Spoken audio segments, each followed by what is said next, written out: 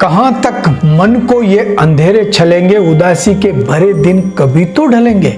नमस्कार दोस्तों, मैं शिव कुमार व्यास व्यासवाणी चैनल में फिर से आपका स्वागत करता हूं। हालात वो नहीं जो हौसलों को बदल दे, बल्कि हौसले ऐसे होने चाहिए कि हम हालात बदल दे।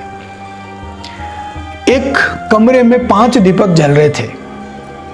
जलते जलते एक दीपक के मन में प्रश्न आया कि मैं क्यों व्यर्थ जल रहा हूं, लोगों को मेरी कदर ही नहीं है, मेरा जलना बेकार है, इससे बेहतर है कि मैं बुझ जाऊं। यह कहकर वो दीपक बुझ गया और वो दीपक था उत्साह, उमंग का प्रतीक था। उसको देखकर दूसरे दीपक के मन में भी यही विचार आया और उसने भी सोचा मेरा जलना भी व्यर्थ है और इस कमरे में वैसे ही रोशनी भरी हुई है, मेरे जलने से क्या फर्क पड़ता है। और वह दीपक भी बुझ गया और वो था शांति का प्रतीक। इन 2 दीपक को बुझता देखकर तीसरा जो दीपक था उसने भी अपनी हिम्मत छोड़ दी और वह भी बुझ गया और वह दीपक था हिम्मत का प्रतीक।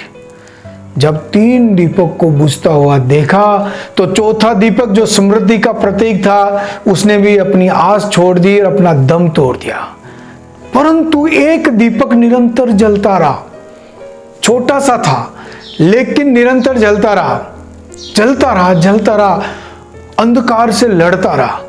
और हम दोस्तों जानते हैं कि अंधकार केवल प्रकाश की अनुपस्थिति का ही नाम होता है। तभी एक लड़के ने उस कमरे में प्रवेश किया और उसने देखा एक दीपक जल रहा है। वह खुशी से झूम उठा, नाच उठा। उसे 4 दीपक बुझने का अफसोस नहीं था, परंतु एक दीपक जल रहा है, इस खुशी में वो नाच उठा। उसने वो जलते हुए दीपक को उठाया, बाकी 4 दीपक को भी रोशन कर दिया, प्रज्वलित कर दिया। और दोस्तों आपको विश्वास नहीं होगा, वो दीपक था उम्मीद का, विश्वास का। उम्मीद का दीपक निरंतर जलता रहा। बाकी के 4 दीपक जो बुझ गए थे, शांति, समृद्धि, हिम्मत, उत्साह के, वो वापस रोशन हो गए। तो दोस्तों कोरोना काल में भी, इस संक्रमण के दौर में भी हमें हमारे उम्मीद का दीपक है वो जलाए रखना है। उम्मीद नहीं छोड़नी, उम्मीद पे दुनिया कायम है। बहुत बड़ी संकट की घड़ी है।